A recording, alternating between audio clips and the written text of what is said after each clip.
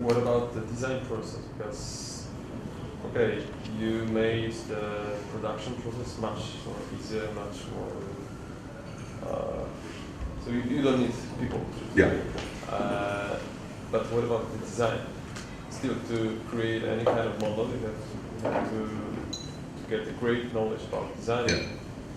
Well, that's what I mentioned in the last talk, was that's the part that robots won't be able to take over anytime soon. In some sense they will, but you're still, as a human, going to have to define what are the functional requirements. Yeah, but here, let me finish the thought. We can only take a little bite at a time. And today, in order to 3D print something, you have to be an expert at design, you have to be an expert at toolpath generation or G-code generation, and you have to be an operator who's skilled and trained. By automating the G-code generation and the operation, we allow the user to just focus on the design. So previously, where a human was stretched thin, trying to design, trying to generate toolpaths, and trying to operate machines, now they just focus on design. So now more people can just focus on design. I think it's going to lower the barrier to adoption for the 3D printing lifecycle by just focusing on design. Granted, not everybody's going to be a designer, just like not everybody's Michelangelo. Not everybody's going to come up with the best designs. But when you give people tools that are simple enough, or at least a fair chance, right? Because if you have to do everything there's only a handful of people in the world that can do it. Like a fraction of a fraction of a fraction of a percent are suited for that type of thinking.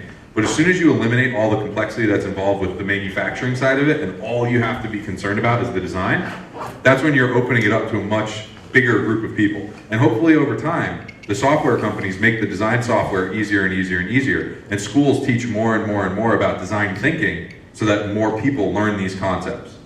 It's just like coding, right? Like, imagine if you, in order to code something, you also had to build and design your own microprocessor and your own computer. Nobody would code. It would be like the 1960s and the 1950s. There'd be a very, very small group of people that knew how to do it at Intel or IBM, and that's it. But now look at where the world is. You can go online and watch a YouTube video to learn how to code in a matter of days. But that's because this technological progression has happened over the course of the last 40 years thanks to companies like Microsoft and Apple.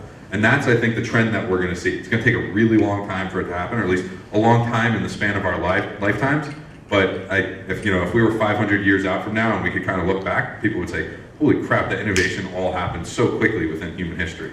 Because it's going to be in our lifetimes, I guarantee you that. Because there's nobody old in this room. You mentioned computers being produced by companies, and now there are people who are creating computers, of course, very simple one, but computers in Minecraft. Yeah, I saw that. The calculator stuff and the computers and everything is really cool.